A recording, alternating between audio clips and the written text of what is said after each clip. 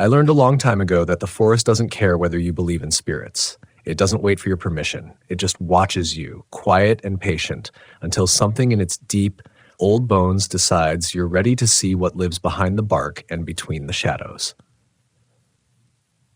I didn't understand that truth when I first walked into Pine Reach National Forest as a young ranger, and maybe that's why the place marked me so quickly. But the opening line of my life out there, the one that still burns in my chest, is this: I was never the same once the trees began whispering my name. My name is not important, not really, because out here people forget names faster than they forget the echo of a scream. But I'm in my early 40s now, and I've spent more than 20 years patrolling these woods locals call the pines that remember. They say the ground holds on to things: stories, people, footprints, regrets. I used to smile politely when old-timers fed me those warnings at the gas stations and diners along the 2-lane highway into town. I thought it was folklore, nothing more. I believed I was stepping into a job, not a legacy of fear. But fear finds you at Pine Reach, not in a loud way, not all at once. It begins like a cold breath against your ear when no one's behind you, building slow, pushing its roots into your chest until one night you realize the forest is the one studying you. I patrol the northern sector, the densest part of the forest, a stretch of old-growth pines that tower like cathedral pillars. The canopy blocks most of the sunlight, so the forest floor is always dim, always colder than it should be. Even in the summer, when the rest of the state feels like it's sweating through its shirt, the pines stay cool and shadowed. Some stretches feel like they're still holding on to last winter's air. And when the wind moves, the branches sway in a way that doesn't match the rest of the forest, almost as if they're swaying to a rhythm only they can hear. I didn't pay much attention to any of that during my first year. I thought I understood these woods because I knew their trails, their terrain, their weather patterns, but knowing a map isn't the same as understanding a place. And despite what many people think, being a ranger isn't all smiles and visitor greetings. You're the first line when someone goes missing, when someone is hurt, when something feels wrong in a way you can't explain without sounding weak or unhinged. My first real lesson came the night I was sent to check on a missing boy, 8 years old, wandered off from his parents during a day hike near the northern ridge. They said he'd been chasing a chipmunk, laughing, completely unaware of how quickly the trees could swallow him. The pines do that. They rearrange your sense of direction. You turn once, twice, and suddenly nothing looks familiar. The forest has a way of tightening around you like a fist. It was late afternoon when I began the search, and fog was already knitting itself between the trunks. Fog is common here, especially when the temperature dips, but this fog felt heavier, thicker, almost deliberate. My radio crackled every few minutes. Interference is normal, but this was like something was pressing its thumb against the signal each time I tried to speak. I followed the boys' footprints for nearly a mile before they simply stopped. No confusion, no fading, no stumble point. They were there in the soft dirt one moment, and the next they vanished like the ground had decided it didn't want to record the rest. I remember kneeling, brushing my hand along the path, feeling the cold sweat break across my neck. It wasn't the first time prints had disappeared in Pine Reach, but it was the first time it had happened on my watch. I should have called for backup right then. But the fog was dimming fast, swallowing the trail like it was erasing any trace of him or me. I forced myself deeper into the woods, calling his name, hoping for any sound, crying, rustling, anything. What I didn't expect was the voice that answered. It was faint at first, like someone far away calling through cupped hands. But it wasn't the boy. It was lower, older, with a rhythm that made my skin tighten. It called my name, not my last name, not my radio call sign, my full name. And it came from the trees to my left where the fog seemed to pulse like slow breathing. I told myself it was a trick of acoustics. Sound bends strangely in thick forests. But the truth is, the voice had a tone you don't mistake, the kind of tone that knows you. I froze, every instinct screaming to retreat. Not because I thought I was being hunted, but because I felt recognized. The same way you feel when you're walking alone at night and suddenly become aware of footsteps behind you matching your pace. I turned toward the voice. There was nothing. Just a cluster of pines swaying gently, though there was no wind. I took a step forward, and the voice came again. This time it didn't call my name. It whispered it like it was tasting it. Fear isn't always a scream.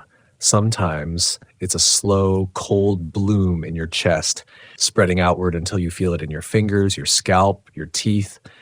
That's what I felt then, a bloom that told me the forest wasn't just silent. It was listening. I backed up, trying to keep my breathing steady, trying to focus on the mission. A child was missing. That had to stay at the center. I kept moving, forcing my boots forward, using the beam of my flashlight to cut through the thickening dark. The deeper I went, the quieter the woods became. No birds. No rustle of small animals, no snap of twigs, just the soft thud of my steps and the feeling that the trees were closing in tighter than before. I found the boy 30 minutes later, sitting at the base of an old pine so large it would take 3 adults linking arms to encircle it. He was shivering, wide-eyed, staring at something above him. Not into the branches, past them. Like he was watching something in the sky that only he could see. I crouched beside him, tried to talk gently, tried to get him to look at me, but his gaze stayed locked upward. When I finally nudged him, he whispered just 2 words, barely audible. It followed me. I didn't ask what he meant. I didn't want him to relive it. I just picked him up and started back toward the trail, moving faster than protocol allowed. The voice didn't return that night, but the feeling did. The sense that something had paused the forest just long enough for me to find him, and now it was watching again. That was the first time Pine Reach spoke to me, not the last, and each time the voice grew clearer, sometimes calling, sometimes echoing, sometimes mimicking. But the boy's words haunted me most of all, because he was right. Something followed him. And after that night, it began following me. I didn't sleep the night after we rescued the boy. I showered until the water turned cold, sat on the edge of my bed with a mug of coffee that went untouched, and listened to the quiet like it was hiding something. The boy's whisper, it followed me, played over and over in my mind, looping like a warning I hadn't earned the right to ignore. I tried writing it off as trauma, as shock, as the kind of fear a child invents when they're lost. But deep down, under all the rational layers a ranger is trained to rely on, I felt something else. Recognition. Something in his tone matched the spine-deep cold I'd felt when I heard my name whispered in the fog. Still, dawn came, and with it came responsibility. Rangers don't get to take sick days just because the woods make them uncomfortable. So I missed breakfast and went straight to the station, forcing myself to move like nothing was wrong. I kept hearing the words in my head. It followed me. And I kept seeing the way he stared at the sky like something massive and silent had been floating above him. Most rangers talk casually about strange sightings, about eerie sounds, about shapes that move between the trees. But the locals, they don't joke. If you sit long enough in the old diner near the edge of town, you'll hear them talk about figures that stand between tree trunks long after sunset, about shadows that move even when the wind is still, about eyes that reflect light like an animal's but stare with the intelligence of a person. They say the forest carries spirits of old loggers who never made it home, or hunters who followed a sound deeper and deeper, until their tracks ended in a circle of pine needles undisturbed. Some say the forest has its own guardians, beings that walk upright, tall enough to brush the branches, leaving footprints bigger than any bear or elk. A few old-timers look you in the eye and tell you straight, there's a giant in the pines, a quiet one, a watcher. I used to think it was nothing but stories older men told to fill the empty hours. I used to think I was smart for dismissing them. But the week after finding the boy, my certainty began to crack, and it cracked in small, delicate ways at first, like hairline fractures running through glass. It started with the smell. I was patrolling a trail near the western boundary, the part of the forest where the trees grow so close together that their roots push up through the soil like rib bones. The air was cold, but there was this sudden shift, an odor so strong it sliced through the crisp morning air like a blade, a mixture of wet rock, iron, damp fur, and something sour that I couldn't place. It wasn't rot. It wasn't animal musk. It was something older, unfamiliar, and deeply wrong. I slowed, stepping lightly, trying to listen past the pounding in my ears. The forest was silent again, too silent, the same unnatural hush I'd felt the night of the search. My instincts told me to back away, to return to the station and pretend I hadn't smelled anything, but I forced myself forward. That's what we're trained to do: push deeper, investigate, find the source. The smell grew stronger as I stepped off the marked trail. I moved carefully, scanning the ground for tracks, but the forest floor was clean. No prints, no claw marks, no broken branches. Then I noticed something odd. Every pine needle in a 10-foot radius had turned brown. Not scattered, not decayed, just brown, as though something had passed through and burned the life out of them without leaving a single footprint.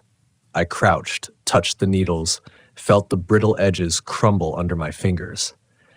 That's when I heard the breathing. It wasn't human. It wasn't animal. It came from behind me, deep, ragged, and slow, like the exhale of something enormous trying not to be heard. The hairs on the back of my neck rose one by one. My hand hovered near my sidearm, but I didn't draw it. I didn't turn either. The breathing was too close. If I turned and it was real, truly real, I didn't trust my legs to hold me.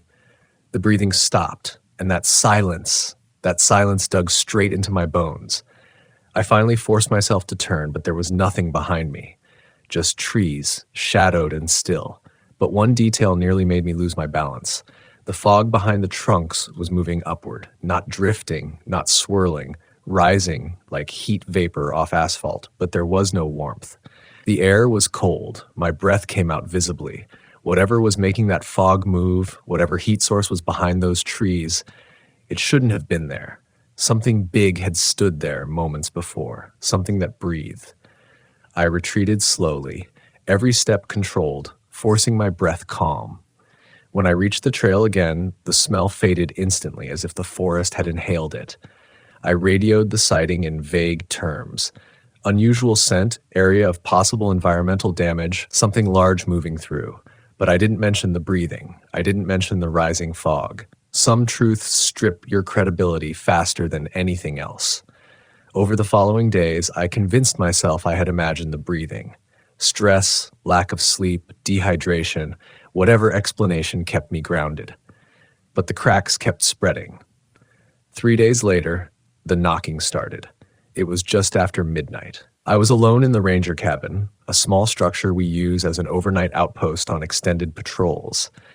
Usually I sleep easily in the wilderness, soothed by the wind and the steady groan of old branches swaying. But that night, sleep hovered just beyond reach. I lay in the cot, fully awake, staring at the ceiling, trying not to think about the boy's whisper or the brown circle of pine needles or the heatless fog. The first knock was small, just a single tap, like someone gently flicking the wooden wall with their nail. I sat up immediately. The second knock came a few seconds later, then a third. Small, rhythmic, deliberate. I climbed off the cot, grabbed my flashlight, and stepped toward the door.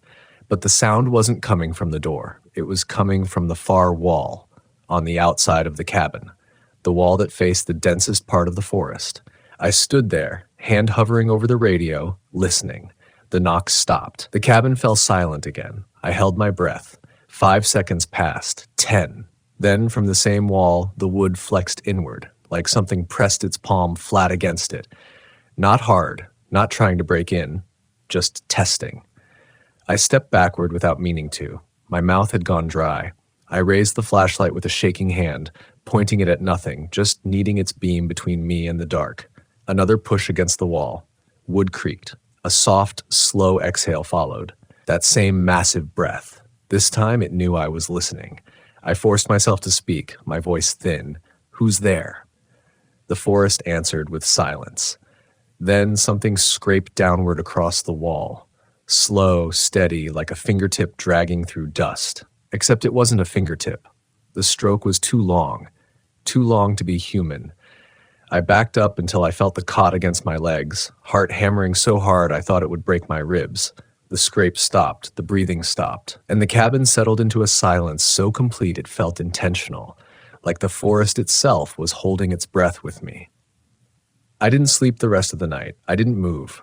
I just sat on the cot with the flashlight pointed at the wall until dawn leaked through the small window and the trees outside shifted from black to gray.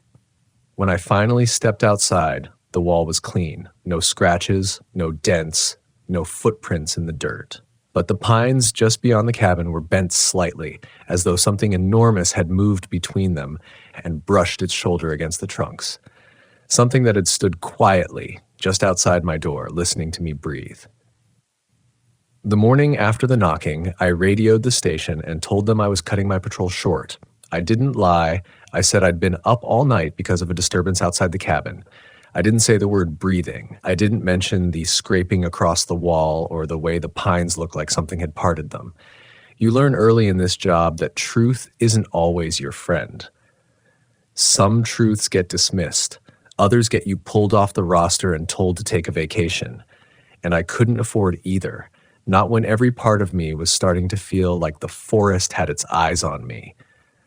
The drive back down the service road felt wrong, like the pines were walking alongside the truck, matching its speed.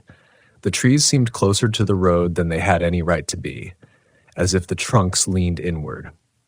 I kept my eyes straight ahead, refusing to look in the rearview mirror more than necessary. I didn't want to see anything pacing behind me. Back at headquarters, I showered, changed, and sat through a debrief with the supervisor. I told him about the knocking, keeping my voice neutral. He nodded, jotting notes without comment. Then, he asked the question I had been dreading. "Did you see anything?"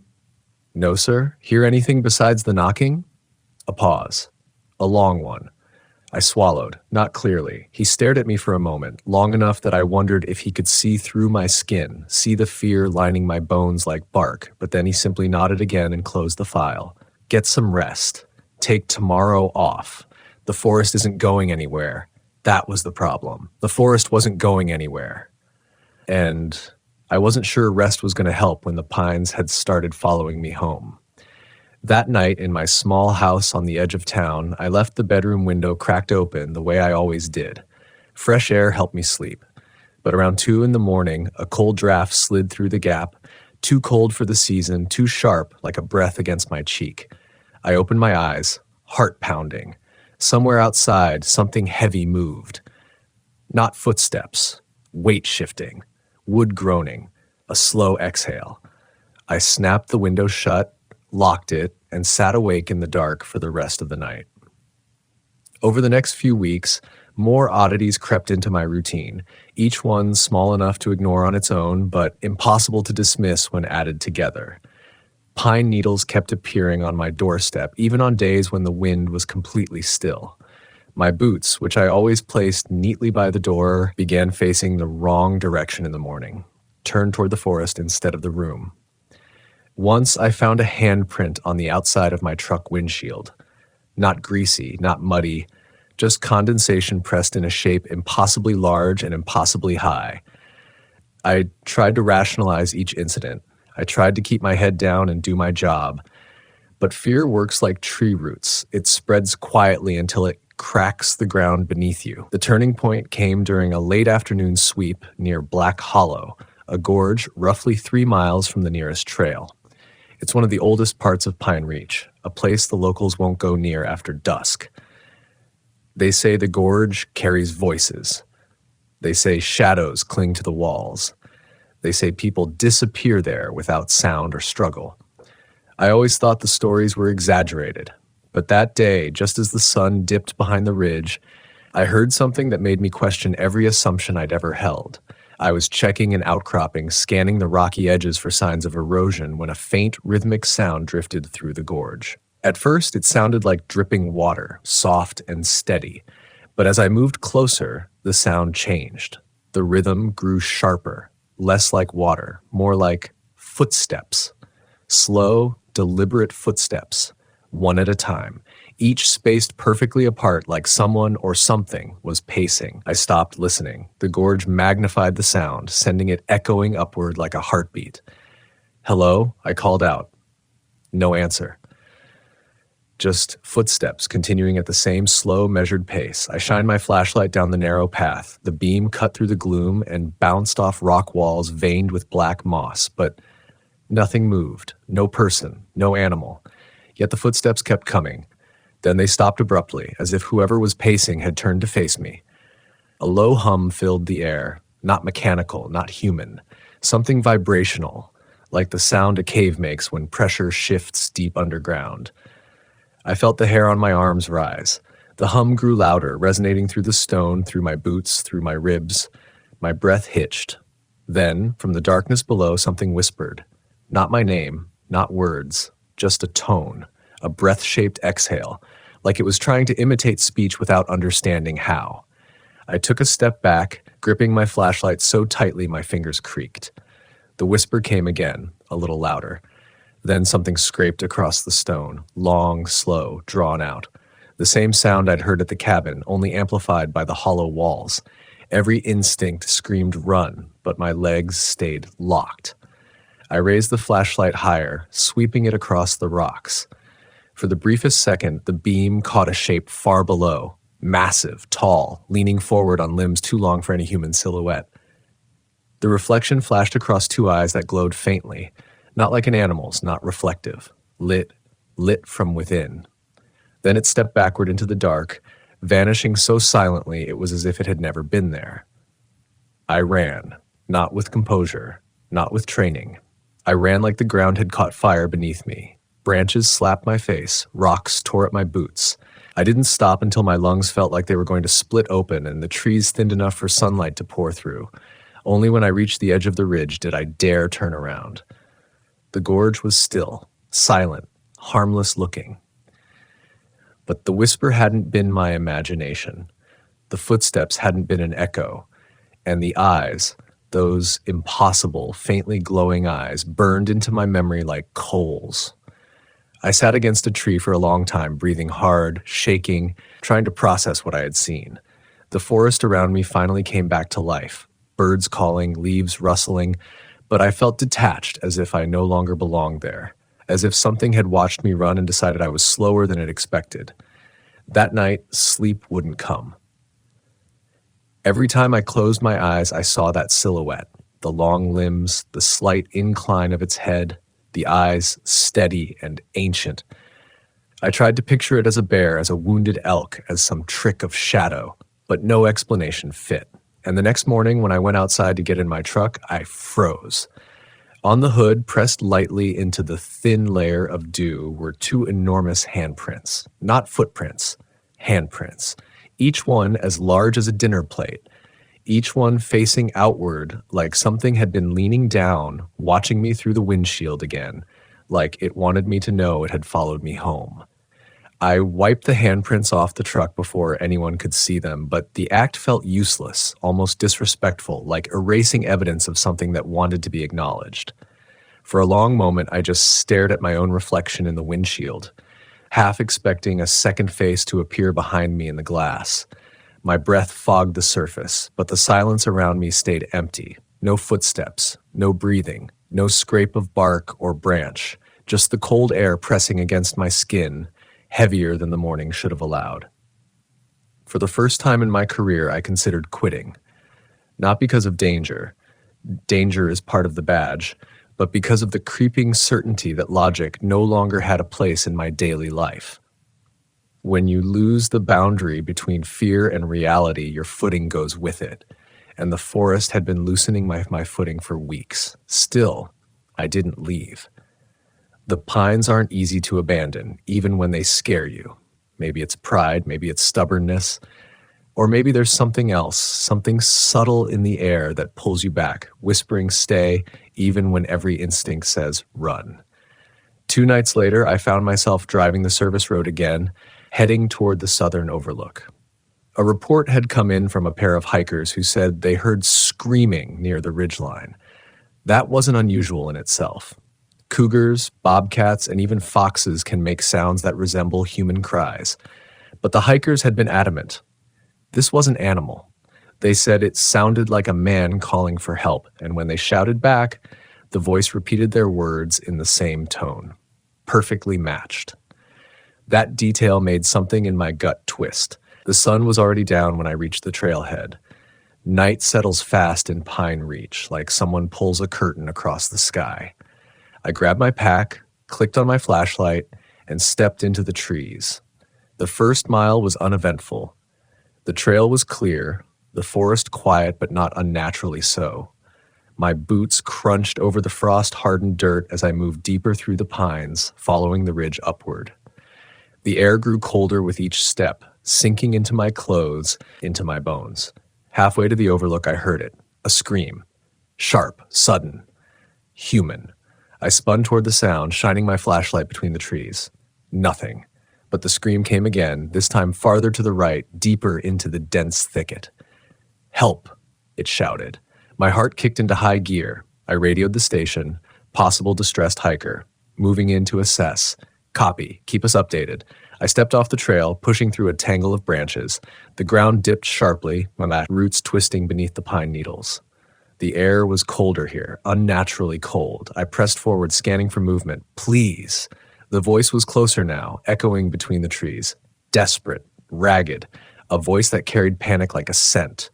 I moved toward it, pulse hammering, breath fogging in thick bursts. I'm coming. Hold on. Help me. Please help me. The voice broke on the last word. My legs pushed faster.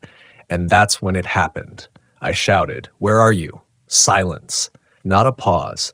Not a hiccup of breath. A dead, absolute silence, the kind that falls like a trap. I slowed. My flashlight beam trembled.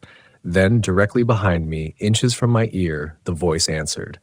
"Where are you?" Same tone, same pitch, same breaking tremor, but wrong. Wrong in a way only instinct can identify. I whipped around, shining the beam into the trees. Nothing but darkness pressed close, thick as tar. My skin crawled. I stepped backwards slowly, boots crunching over the pine needles, keeping the light steady even as my hands shook. Help. Me. The voice whispered now, lower, stretched, as though the vocal cords behind it didn't belong to a human throat. I don't know what part of me snapped first. The rational side that demanded an explanation, or the primal side begging me to run. But I backed away until my heels snagged on a root and I almost fell. A shape moved then. Not fully visible. Not defined. But something shifted behind one of the nearest pines, large enough to blot out part of the dark. I froze. My breath stilled. The shape leaned forward slightly, and the beam of my flashlight caught something, just a glimpse where a face might have been. A sliver of pale, stretched skin. A glint of light reflecting off something wet. The faint outline of a mouth. But it wasn't open. The scream came from the trees behind it, not from the shape. My blood turned to ice.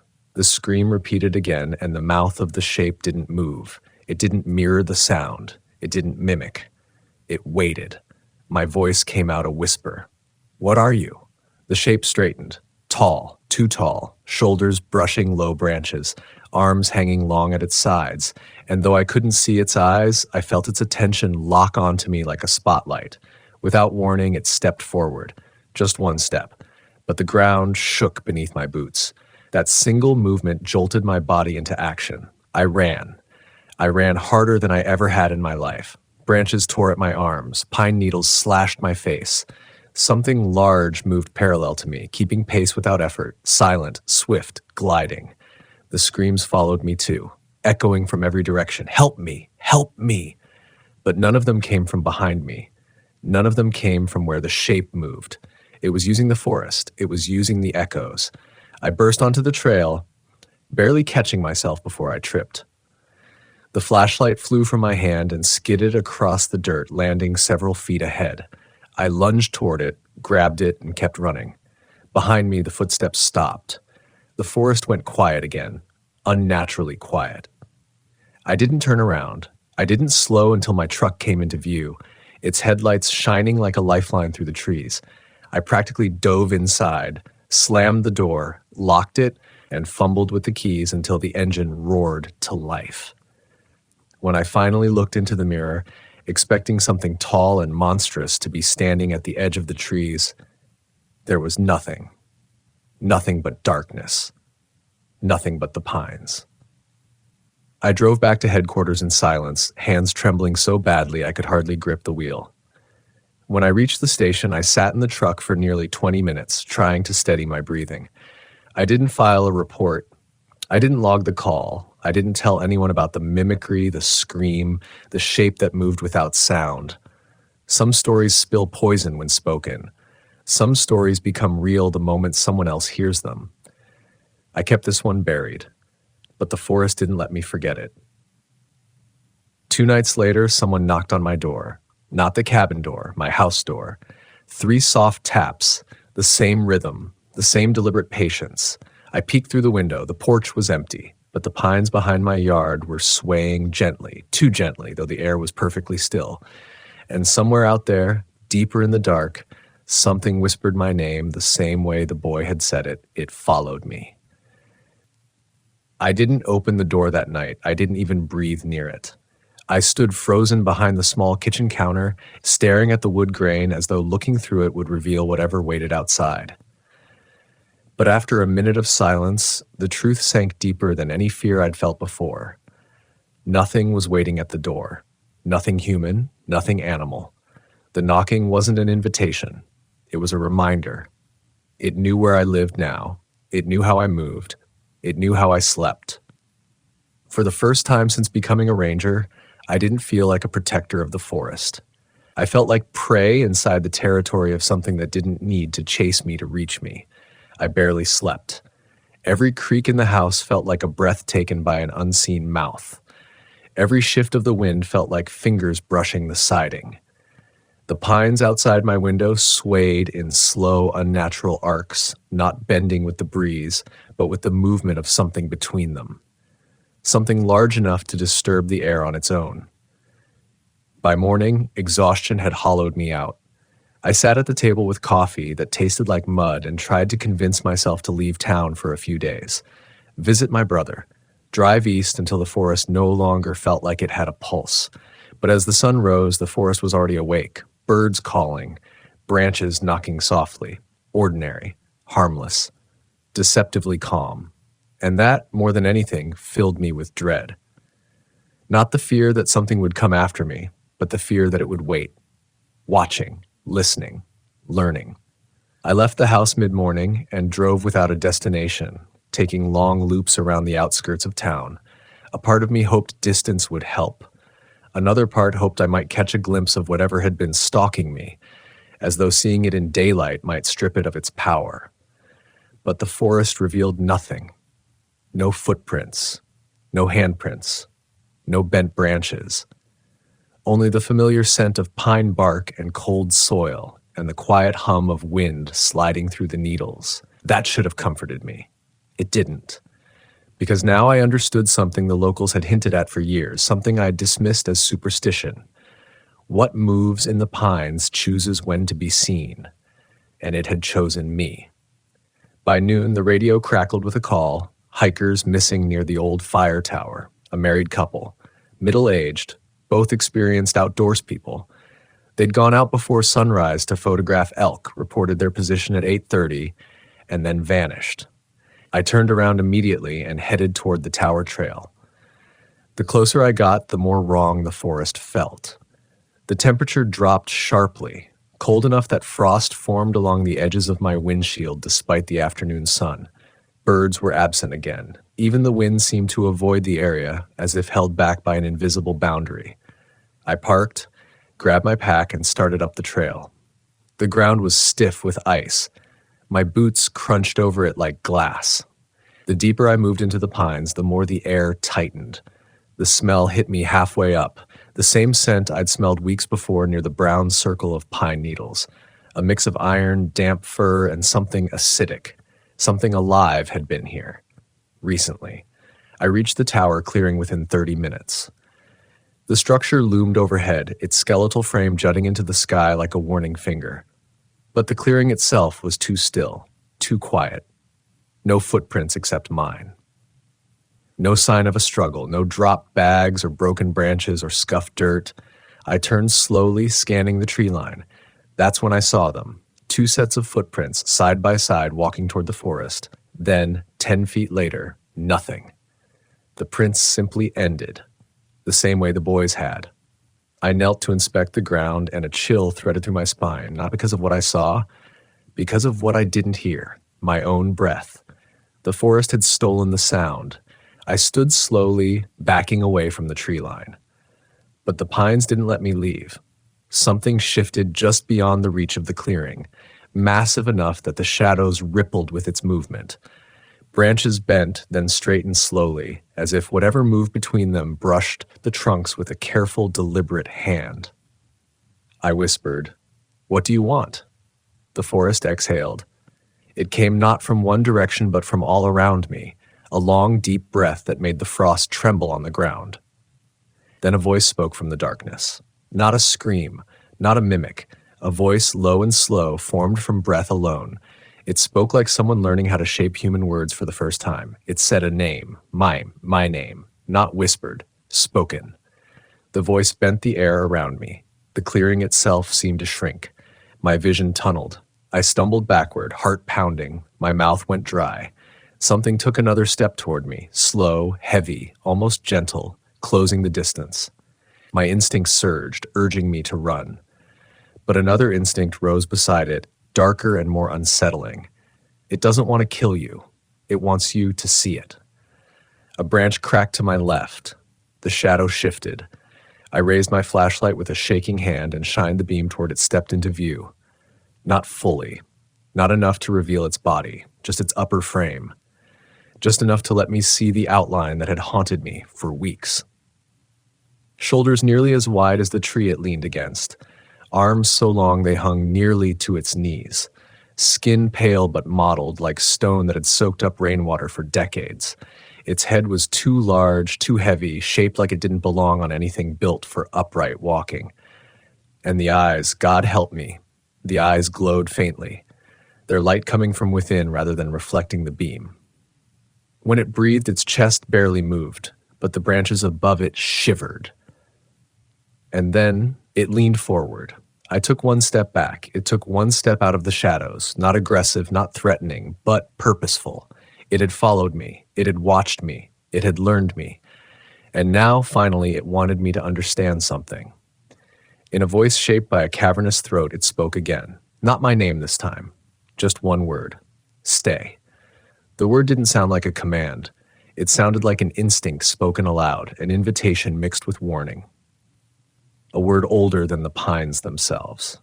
I shook my head slowly, unable to form a response. The thing watched me, unmoving, its breathing slow and immense.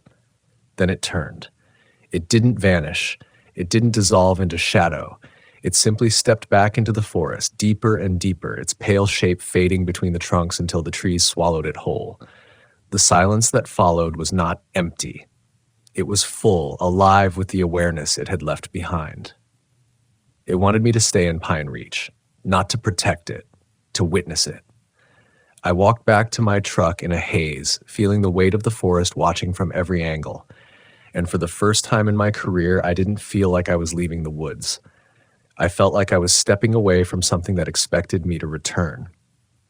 Driving down the long, winding road toward town, I glanced once in the rearview mirror. Just once. Between the trees, for the briefest moment, I saw a tall, pale shape walking parallel to the road. Not chasing, not hiding, just accompanying me, as if reminding me of the truth I had finally learned. The forest remembers everyone who enters it, and some of us, whether we like it or not, it chooses to remember forever.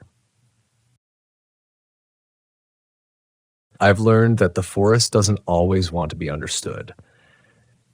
Some places try to keep their secrets buried under pine needles and silence, but others feel alive in a way that presses against your thoughts and waits for you to blink first.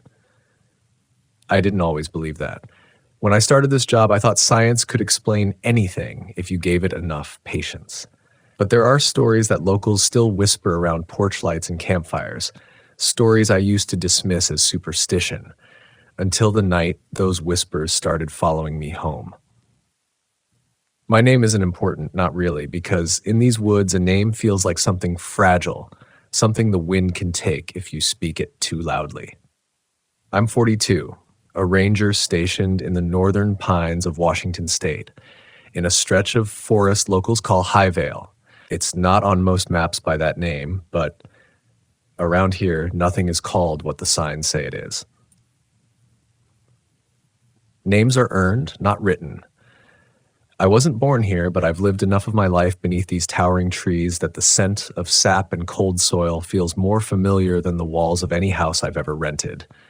The locals say the forest chooses who gets to stay and who gets chased back down the mountain. I used to laugh at that. Now, I'm not so sure the land doesn't keep its own score. When I first arrived, I wanted to be everything a ranger should be. Prepared, steady, the kind of person people look at and think, if something goes wrong, they'll know what to do. I carried myself like that. Stood a little straighter, walked a little heavier. It made me feel grounded somehow. And for a while, I really believed I understood the rhythm of this place. The call of a barred owl echoing across a valley, the whisper of branches rubbing together on a cold night, the hush of snowfall blanketing the understory. All of it made sense, predictable, comforting, even. But there's a moment in every ranger's life, at least every ranger who lasts long enough, when the forest stops feeling like a resource you manage and starts feeling like something watching you back. For me, that moment came before I even realized it had happened. It crept up slowly, like a chill under the skin, the kind you don't feel until your hands are shaking.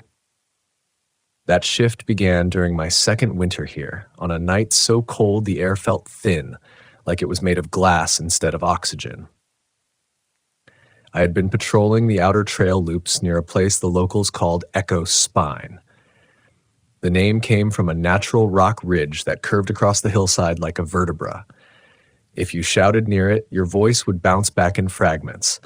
Never the whole word, always broken pieces, like the forest was choosing what parts to return. Most people didn't go near that ridge after dusk. I didn't pay much attention to their warnings then. I still had that new ranger confidence, the kind that made me think I was immune to whatever spooked the locals. The snow had thinly coated the trail that night, giving the world a ghostly glow under the moonlight. My breath fogged in front of me. My radio crackled here and there, the cold messing with the signal. I remember feeling calm, enjoying the quiet. But quiet in Highvale has layers. I didn't know that yet. At first, I heard only the crunch of my boots and the occasional sigh of wind through the pines. Then the forest gave me something new, a sound that didn't belong. It was faint, rhythmic, a soft knocking, not like an animal moving through brush, not like ice cracking on a branch. Knock, knock, knock. I stopped walking. The knocking stopped too. I told myself it was probably just a woodpecker finishing off a rotting trunk. But woodpeckers don't knock in patterns. Not like that. And they sure don't stop the second you freeze. I stood there, my breath growing louder in my own ears, waiting for the wind to shift, for some ordinary explanation to reveal itself. But the forest stayed still. Too still. The kind of stillness that feels like someone holding their breath with you. After a minute, I forced myself forward, brushing it off. My mind played tricks, that was all. Fear wasn't something I was willing to name yet, not even to myself, not over a noise. But about 100 yards later, it came again. Knock, knock, knock. This time it came from behind me. I spun around, flashlight cutting a pale cone through the trees. Nothing moved, nothing breathed. The ridge loomed behind the pines like a giant spine under a blanket of snow. The sound echoed faintly off it, but distorted, like the ridge was returning the knock in pieces the same way it returned voices. My instinct told me to leave. My training told me to investigate. My pride chose for me. I stepped off the trail, flashlight leading the way, boots sinking into snow. The knocking quieted, then shifted to my left, then to my right. It felt playful at first, like something circling me, testing me, seeing how far I'd follow. My breath turned sharp, shallow. The cold seemed to thicken, settling into my bones. It became harder to tell if the knocks were far away or right beside me. So I stopped again, listened, and for the first time I heard it clearly. It wasn't wood, it was knuckles, human knuckles, tapping on something hollow. I felt my throat tighten. I told myself it could be a lost hiker or someone messing around, but that didn't fit the rhythm, the tone. It didn't fit the way the knocks seemed to mimic my movements. I lifted my radio. Static. I tried again. Nothing. The air around me hummed, faint but tangible, as if the forest were vibrating under the snow. Then, somewhere deeper between the trees, a voice called out. It didn't call for help. It didn't shout or scream. It whispered. Here. That's all it said. A single word carried on a breath that didn't sound quite human. Something inside me rejected the sound immediately. I don't know if it was instinct or fear or something older than either, but my whole body pulled tight. I didn't answer. I didn't move. Even my heartbeat seemed to hesitate. Then the knocking returned. Louder this time. Knock, knock, knock. But now it came from the direction of the whisper. My legs reacted before my mind did. I backed up, boots slipping slightly on the snow. The knocking quickened, matching my pace. I could almost feel it in my spine. I didn't look away from the trees until a branch snapped somewhere too close, like something stepping toward me. That was enough. Whatever confidence I had left cracked clean through. I turned and hiked fast, almost running, forcing myself not to look back. The forest felt wrong, like the trees were leaning in, like the air was thinner behind me than in front of me. I kept expecting a hand to reach out from the dark and catch my jacket. When I finally reached the trail again, the knocking stopped. Just stopped. Not faded, not moved. Stopped. The silence that followed was worse than any sound. The ridge seemed to loom higher, its curves swallowing the moonlight. I hurried back to the station without ever breaking stride. And the whole time I felt watched. Not in a paranoid way, not in a my nerves are shot way. Watched in the same way you watch an animal you're deciding whether or not to approach. I didn't sleep that night. I told myself it was just the adrenaline, just the cold, just my imagination tangled up with local stories. But I knew better. Some part of me knew the forest had tested me, measured me, and found something it wanted to remember. I just didn't understand why. Not yet. But the locals did. And it wouldn't be long before one of them finally told me the stories I had ignored, the ones that began with a cave deep in Highvale's northern ridge, a cave that never warmed even in summer, a cave that old families warned their children about before they ever let them wander the tree line alone, a cave where something had been waiting for a very long time. I didn't tell anyone what happened that night. Not at first. There are things a ranger can admit openly, close calls with wildlife, wrong turns in a storm, even the occasional panic attack if you trust the right coworker. But telling someone the forest whispered to you and knocked in patterns isn't the kind of confession that makes you look stable. And stability is a currency out here. Lose it and the wilderness will take you in ways no report can explain. But the forest doesn't let unanswered things stay unanswered for long. 2 days after the knocking incident, I was sitting outside the station sharpening my knife, a habit more than a necessity, when old Red Ellison approached. Red wasn't actually red anymore. Age had washed most of the color from his hair, leaving thin white strands gathered into a ponytail. But his beard kept a rusty tint, and his eyes, I swear those eyes held the color of old cedar bark. Dark, weathered, watchful. He wasn't a ranger, but he might as well have been. The forest respected him in a way it didn't respect most people. He'd lived in Highvale his whole life, from logging cabins to rented trailers to finally inheriting the faded blue house near the river. Locals said he could track a bird through rain or call elk with just his breath. I didn't know how much of that was myth, but there was something steady about him, something deeply rooted. He didn't greet me with a hello. Red never wasted breath on unnecessary words. Instead, He leaned against the railing, lit a cigarette, and said, "I heard you were patrolling Echo Spine the other night." I kept my face neutral. Word traveled fast around here, but not details, not whispers, not knocks. I said. "Nothing unusual." Red exhaled smoke through his nose. "You hear anything strange?" The question was too direct, too specific. I felt a knot tighten in my stomach, twisting me back to that cold stillness beneath the ridge. I shrugged. The wind was rough. Radio died a few times, happens in winter. Red watched me like he could see the lie forming in my throat. Maybe he could. Some men read weather. Some read people. Red seemed to read both without blinking. Finally, he tapped Ash over the railing and said quietly, "If the forest knocks, don't knock back." My hands froze around the knife. The blade caught a glint of sunlight, sharp enough to split a pine cone. I set it down slowly. "I didn't knock," I said, my voice lower than I intended. He nodded once. "Good."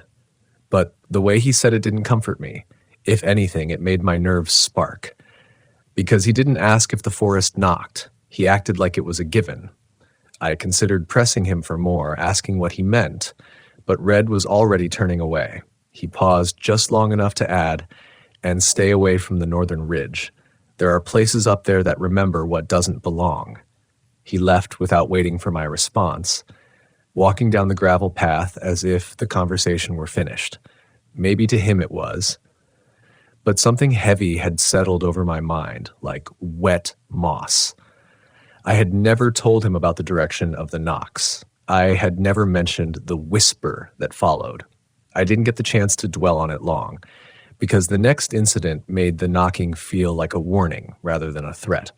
That week, we received a call about a missing hiker, someone named Avery, mid-30s, athletic, experienced enough not to make stupid decisions.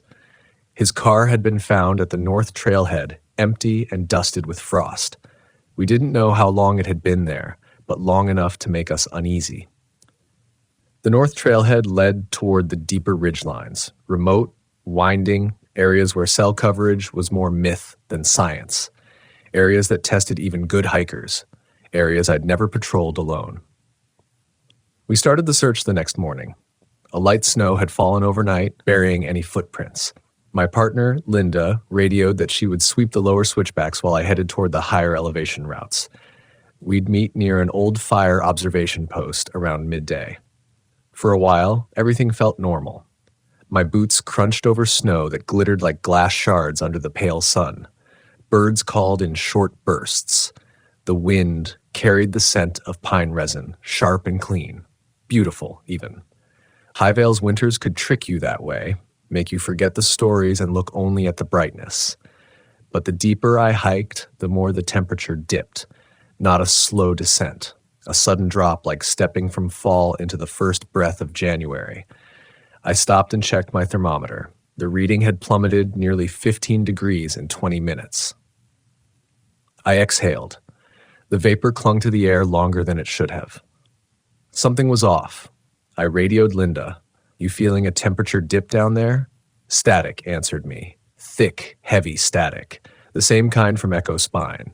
I tried again. Nothing. I kept moving, but every step felt like I was walking into colder breath. The trees grew taller up here, their shadows stretching long across the snow. The wind stopped completely, but the chill kept swarming my skin. Then I saw the tracks. Not footprints, drag marks, thin and long, leading off the trail. Something had scraped through the snow, yet pulling downward toward a cluster of pines leaning unnaturally close together, their trunks nearly touching at the base. My throat tightened. I crouched and touched the snow. It wasn't frozen solid. It was soft, but not melting. The cold wasn't just temperature. It felt intentional. I followed the marks with one hand hovering near my radio. The drag trail led straight to a narrow space between the pines, just wide enough for a person to slip through sideways. Beyond it, the world dimmed. The branches were woven so tightly the light barely found its way to the ground. I hesitated, listening. There was no wind, no birds, no falling snow. But something else was there, a faint metallic scent, like old blood and wet stone. It made my lungs tighten as if the air inside the cluster was different, heavier.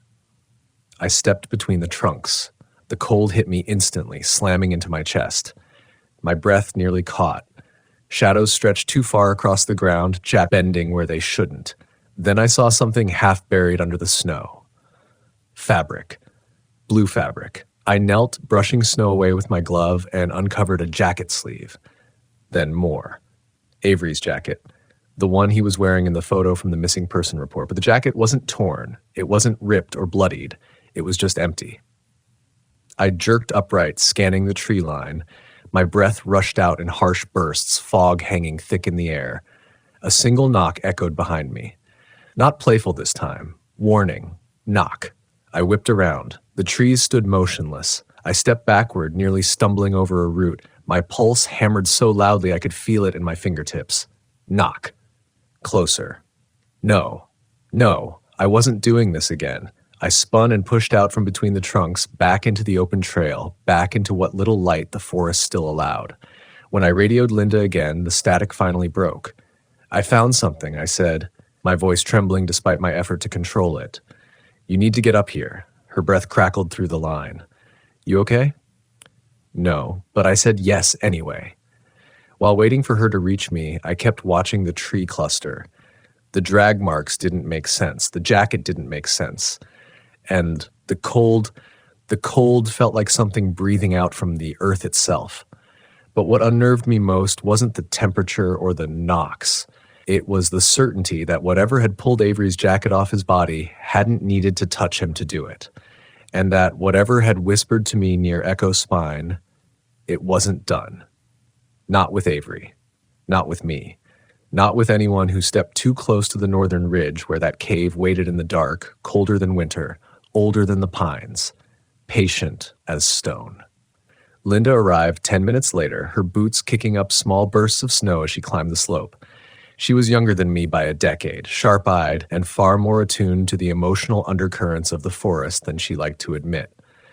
The moment she stepped onto the trail, she slowed. She didn't need to ask where the jacket was. She felt it. She knelt beside the blue fabric, brushing her gloved fingers across the sleeve the same way I had. Her brow creased tightly. This doesn't look torn, she murmured. It looks pulled through something. She didn't finish the sentence, and I didn't ask her to. We both stared at the jacket, then at the pines where I'd found it. Their trunks pressed so closely that the shadows between them formed a narrow seam of black. Linda stood slowly, scanning the tree line. Her breath fogged heavily in the cold. Temperature dropped up here, didn't it? She asked. Yeah. How much? I hesitated. About 15 degrees. She exhaled sharply. Fear, not cold. That's not the weather. No, it wasn't. I could feel the same instinct rising in her that had been clawing at me since the knock. Something was wrong here. Wrong in a way that went beyond nature, beyond animals, beyond the job. Rangers deal with real threats every day. Blizzards, cougars, dehydration, lost hikers, hypothermia. But this wasn't that kind of danger. It was the kind you couldn't prepare for, the kind that didn't follow rules. Linda moved her hand to her radio. I'll call it in. But before she could press the button, another sound carried through the trees. This time it wasn't a knock, it was breathing. Slow, deep, heavy breathing, like something very large was just out of view. It was steady, unnatural in its rhythm, echoing faintly off the frozen ground. A long inhale, then a longer exhale, as though it were sampling the air for names. My spine went rigid. Linda's eyes widened, but she didn't speak. She just turned toward the tree cluster, as though something inside that darkness had called her attention without using words. The breathing continued, close enough to hear, too close to see. It came from within the pines. Without thinking, I stepped in front of her. The instinct wasn't courage. It was something deeper, something older, maybe even foolish. But whatever breathed inside those trees wasn't going to see her first. The wind picked up, just a thin wisp of it, but enough to move the upper branches. Snow sifted down between the trunks, catching faint light, and for a split moment, the shadows shifted. Not the trees, not the light, the shadows. They bent slightly around something tall, something with a shape, something standing between the pines, inhaling the cold air, exhaling frost that didn't drift. It curled downward toward the earth like smoke too heavy to rise. Linda whispered my name. Her voice cracked. "Whatever's in there," she murmured, barely audible. "It's not human." She was right. I knew she was right before she said it, but hearing the words out loud made the fear inside me sharpen into something almost metallic. Then, as suddenly as it started, the breathing stopped. The silence that followed was thick, so thick it felt like pressure on the sides of my head, as though the forest were waiting for us to make a sound. Linda's radio crackled weakly. I don't know if she pressed the button or if the signal simply twitched to life on its own, but a thin thread of static hissed through the air, breaking the stillness. It was just enough. The shadows shifted again, and whatever had been standing inside the pines stepped backward, dissolving into darkness like it had dropped into a hole we couldn't see. Linda grabbed my arm. "We need to go. Now." I didn't argue. We backed away slowly at first, then faster, until the tree cluster disappeared behind a rise in the trail. Only then did we let ourselves breathe normally. Only then did the temperature feel like something that belonged to the living world. When we reached the old observation post, we stopped to regroup. The wooden tower leaned slightly from decades of storms, its windows frosted over. Linda paced in the snow, her breath coming too fast. Whatever that was, she started, voice shaking. "We can't handle it alone. We need more people. I cut her off gently. "No. More people means more missing people. You heard it breathe. You felt that cold. And if Avery's still alive, we're not sending anyone else to follow him into that." Her hand tightened into a fist. "Then what do we do?" I looked toward the ridge, the northern ridge, dark and ancient and far too quiet. I didn't want to say what had been forming in my mind since I left those pines. "We need to talk to the locals," I said. Linda blinked. "The locals? You mean the ones who don't tell us anything unless they want to?" "They know what's in these woods," I said. "Or at least, they know something." Red hinted at it. He knew I'd heard the knocks. He didn't even ask. He told me. "Someone knows what's up there, Linda. They've known for years." She stared at me for a long time before nodding once. "All right, but we're not splitting up again. Not until we figure this out." Fair. We started down the trail toward the main station. The snow grew lighter as we descended. The air warmed slowly with every elevation drop. The forest felt less hostile, less watchful. But neither of us looked back toward the pines. Something had awakened there, something older than our presence, older than High Vale, older than any map or logbook. Halfway down, Linda stopped abruptly and pointed to the ground. "Look." I followed her gaze. 2 sets of tracks crossed the trail, bare footprints in the snow. Human footprints. Except the toes pointed the wrong direction. They pointed back toward the pines. My stomach hollowed. Tracks in snow meant recency. Within an hour, maybe less. But what chilled me wasn't the footprints themselves. It was the depth. They were too deep for a normal person, too heavy, and the stride was uneven, dragging slightly on one side. Linda whispered, "Do you think it's Avery?" I didn't answer, because I didn't know, because I didn't want to know. Because something inside me had already realized the truth. If those were Avery's footprints, he wasn't leaving the forest on his own. We followed the tracks only long enough to confirm they headed downslope, away from the ridge. They crossed the trail and disappeared into thick underbrush that looked undisturbed. No branches snapped, no snow brushed aside, as though whatever walked through didn't need to move anything to pass. We returned to the station just before dusk. The sky bruised into a winter purple as the sun sank. Light bled out of the snow in long blue streaks. I could feel the ridge watching us even from miles away. Inside, the radio room was warm but felt strangely small. Linda called the incident in, coded professional, only enough detail to justify closing off certain routes without raising panic. Missing hiker evidence discovered, potential environmental hazard, patrol suspension in northern zones. All true, none of it complete. Afterward, she slumped into a chair and exhaled. "I don't like this," she said. "Not any of it." I didn't either, but the feeling building inside me wasn't just fear. It was recognition, like a half-forgotten story tugging at memory. I thought again of Red Ellison, his calm certainty. The way he'd said, "Don't knock back." I knew then where I had to go. I told Linda I needed a couple hours. She insisted on coming. I told her no, firmly, more firmly than I expected of myself. She stared at me as though searching for the reason I couldn't voice. Then she stepped aside, reluctantly. "Be back before dark," she said. I nodded and grabbed my coat. But deep down, I knew darkness wasn't something you escaped in Highvale. It was something you eventually walked toward. And if anyone still whispered the old stories, stories about shadows that mimic footsteps, voices that knock like hands, and caves colder than the deepest winter, it was Red. I just hoped the forest would let me reach him before it added my footprints to the snow. Red lived about 2 miles from the station, down a narrow road carved along the riverbank. In daylight, the road looked peaceful, a lazy curve through moss-covered pines where elk sometimes wandered across the gravel. But as the sky dimmed and the first threads of dusk swept through the branches, the place took on a different character.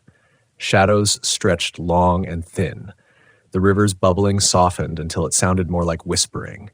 Even the trees seemed to tilt inward, listening. I parked beside Red's dented pickup truck and stepped out into the cold. His porch light flickered, casting a warm, wavering glow across the snow. Smoke curled from the chimney, wood smoke, rich and earthy. For a moment, I let myself breathe that in, grounding myself. I wasn't sure how much he'd tell me, or how much I even wanted to hear. I knocked on the door, one firm rap, nothing like the forest's rhythm. A few seconds later, the door creaked open. Red looked at me with an expression that wasn't quite surprise, wasn't quite concern. More like resignation, as if he'd been expecting this. "You shouldn't be out after dusk," he said. I exhaled slowly. We found Avery's jacket. His eyes narrowed. "Empty? Yes." He stepped aside. "Come in." Inside, his home was warm, cluttered but comforting. Animal hides hung on the walls. Old maps, yellowed with age, were pinned above a wooden desk. A pot of something hearty simmered on the stove. Red moved with slow, deliberate steps, retrieving 2 mugs and pouring steaming coffee. He handed me one. I wrapped my fingers around it, letting the heat settle into my skin. "Tell me what happened," he said. So I did. Everything. The cold that felt alive, the jacket with no body, the breathing inside the pines, the footprints pointing the wrong way, the knocks, the whisper. Red didn't interrupt. He didn't blink. He just listened with the intensity of someone comparing my words to something he already knew. When I finished, the room felt heavier. Red sank into his chair, leaning back as though the story pressed on his shoulders. "You should have stayed away from the northern ridge." I clenched my jaw. "You said that before, but that's not an answer." He stared at the fire for a long time before speaking. "There's a cave up there," he said quietly. "The old families called it the Cold Mouth. My grandfather told me stories of it. Told all of us kids to keep clear, even in summer. He said the earth up there never warms, not even under a July sun." I frowned. "A cave? Caves don't make shadows bend. They don't breathe. They don't—" Red raised a hand. "Let me finish." I did. He continued, voice low and steady. "Before this land was protected, before the logging crews came, before rangers, the people here, they believed the ridge was alive. Not metaphorically, literally. They said something lived in the cave. Not an animal, not a spirit, not in the way you might think. Something between. Something old, something half-formed, something hungry." I felt my stomach tighten. "Hungry for what?" Red's eyes locked onto mine. "Warmth, warmth," I repeated. He nodded slowly. "It feeds on heat, not fire, not sunlight, living warmth. People, animals, anything with a pulse. That cold you felt, that's it reaching, searching. The knocks, calling, testing the world above its home. But the cave keeps it contained, most of the time." Something in his tone made my skin crawl. "You're saying Avery?" I stopped before finishing. Red didn't need the sentence. "If Avery wandered near that cave," Red said, "he wouldn't have known what he was walking into. And once the Cold Mouth gets hold of someone, well, they're not the same. Not when they come back out." The words struck me harder than I expected. Not the same. The footprints flashed in my mind. The backward toes, the heavy depth. My pulse thudded in my ears. This thing I forced out, What is it? Red shook his head. Nobody knows. People used to think it was a sick bear or a twisted legend, but those who went looking never came back the same either. Some didn't come back at all. My grandfather saw something near that ridge once when he was a boy. Said it walked like a man but moved like a shadow. Said its eyes were the color of frozen mud. Said it watched him without blinking, like it didn't understand what it was seeing. He hesitated. He also said it mimicked his voice. My breath caught. The whisper I'd heard near Echo Spine rose in my memory. A single word? Here. Why knock? I whispered. Why mimic? What does it want? Red leaned forward, elbows on his knees. My grandfather used to say the forest echoes things it can't create on its own. Maybe the creature learned that too. Maybe it's trying to understand us through imitation. Or maybe it's just baiting, drawing warmth out from the living world until it can take what it needs. I shivered despite the heat of the fire. Red watched me closely. You've been marked. The words hit like ice water. Marked? What does that mean? It means the forest knows you now. The cold mouth knows you. It touched your mind when it whispered and when it knocked. It doesn't always choose someone, but when it does, it follows. Follows? He nodded grimly. It won't stop at the ridge. Not if it thinks you belong to it. The room seemed to drop in temperature. I felt a tightening in my throat, the same sensation I'd felt at the ridge, like the air thickened under unseen weight. What do? I asked. Red looked at me with something like pity, something like warning. Stay away from the northern ridge. Burn your clothes from that night. Keep your fire hot. And whatever you do, don't listen when it knocks again. His words hit me with a tension so sharp it felt like a blade pressed against my chest. I swallowed hard. What about Avery? Red looked at the floor. If Avery is still alive, he's not himself anymore. That thing steals warmth first, and then it steals other things. Voice, movement, memory. I felt anger rise, hot and sudden. So we just leave him? Red didn't flinch. If you go back there now, you won't come back either. The thought of Avery alone in the cold, if he was even still human, gnawed at me. My hands trembled. I tried to steady them against the mug, but the shaking continued.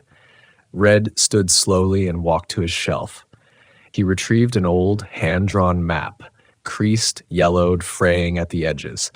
He placed it in front of me. This shows the ridge before the new trails were built.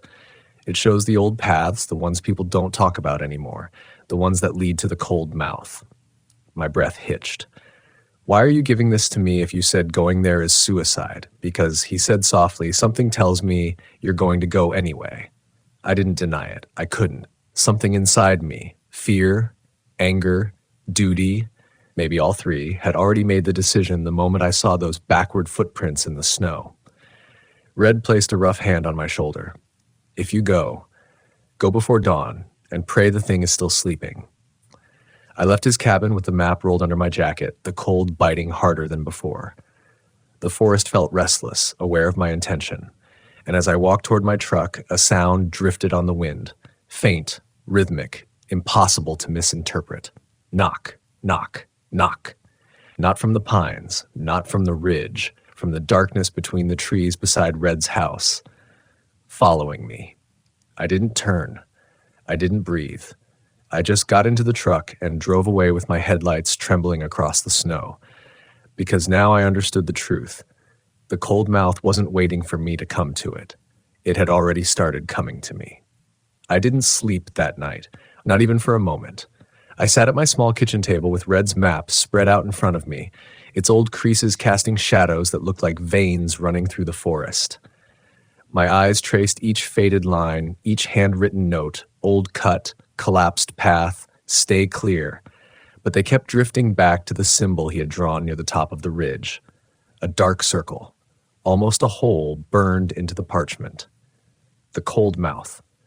I tried to focus on strategy, timing, the route, the risks, but every time I inhaled, I could feel a presence in the room with me. Not close, not inside, but hovering just beyond the walls. Watching me, waiting for me to admit what I already knew. I was going into that cave, not because I was brave, not because I thought I could win, but because I couldn't let Avery be swallowed by something the world refused to acknowledge existed. And because some irrational part of me believed the forest wouldn't let me go until I returned to the place where it first marked me. Before dawn, I packed my gear. Extra layers, fire-starting kits, a flare, my knife, and a small metal tin of dried cedar. Red had given me years ago, the kind he burned during old winter rituals, saying cedar smoke confuses things that don't belong in our world. I used to smile at that. Now I tucked it into my coat like a lifeline. The drive to the trailhead was silent, my headlights cutting through a blue-gray mist clinging to the ground. The forest felt tense, like an animal holding still before a predator passes. Even the wind had abandoned the branches. I reached the trail just as the sky shifted to that faint pre-dawn glow, when night isn't gone but morning isn't here yet, when the world feels suspended, neither alive nor dead. The ridge towered above the tree line, its jagged silhouette stretching like a spine against the pale light. As I approached the old path red marked, my hands started to shake. The temperature dropped so abruptly, my breath came out in thick white plumes. I pulled my scarf tighter, but the cold wasn't the kind cloth could shield against. It felt like walking into the breath of something enormous. The path narrowed as I climbed. Snow thinned, moss thickened, and the deeper I went, the more distorted the forest became. Trunks bent inward unnaturally, branches intertwined like fingers. The air felt weighted, dense, pressing on my lungs. Then I heard it. Not knocking, not breathing. Footsteps, slow, dragging footsteps crunching snow behind me. I didn't turn. My throat constricted, muscles locking. Every instinct screamed that looking would be a mistake, that whatever walked behind me wasn't trying to hide itself. It wanted me to know it was there. The footsteps continued for a full minute, keeping pace as I hiked. When I reached a fallen log across the path, I stepped over it. The thing behind me stepped over it too. My pulse hammered wildly. My legs trembled. Then a soft voice drifted toward me, fragile, wavering, almost childlike. "Help," Avery's voice. I closed my eyes for a moment, fighting the instinct to turn around. "Stay forward. Keep moving. Don't look." The footsteps quickened, sloppier now, forget as if whatever wore Avery's voice had grown impatient. "Help me." My teeth clenched, my breath shuddered, and still I didn't turn. Red's warning thudded in my mind. It steals warmth first, then it steals other things. I sped up the path. The voice followed, bending, stretching, twisting until it no longer sounded like a human voice at all. It warbled as though coming through ice. "Help!" The path opened suddenly into a clearing ringed with ancient pines leaning inward like witnesses, and there, carved into the base of the ridge, was the cave. A black mouth in gray stone. The cold mouth. The cold pouring out of it hit me like a wall. My breath punched from my chest. The ground under my boots was coated in a thin layer of frost despite no recent snowfall. Every part of me screamed to turn back. I stepped forward instead. The footsteps behind me stopped. The forest fell completely silent. Not the quiet of dawn, not the hush before snowfall. A silence so complete it felt heavy, like a weight on the ears. Then the knocking started. Knock, knock, knock. Not from behind, not from the trees, from inside the cave. I swallowed hard, feeling my throat burn in the cold. I lit a small cedar stick with my lighter. Smoke curled upward, slow and steady, drifting into the cave air. For a moment, nothing happened. Then the knocking stopped. A faint whisper leaked from the cave's throat. Here. I stepped into the cave. The temperature plunged instantly, stabbing through my bones. My breath crystallized midair. Stone walls squeezed inward. The darkness felt thick, dense enough to touch. My flashlight beam cut through it, but only barely. The ground sloped downward. My boots slid slightly over frost. And then I saw it. Avery. Or something that had once been Avery.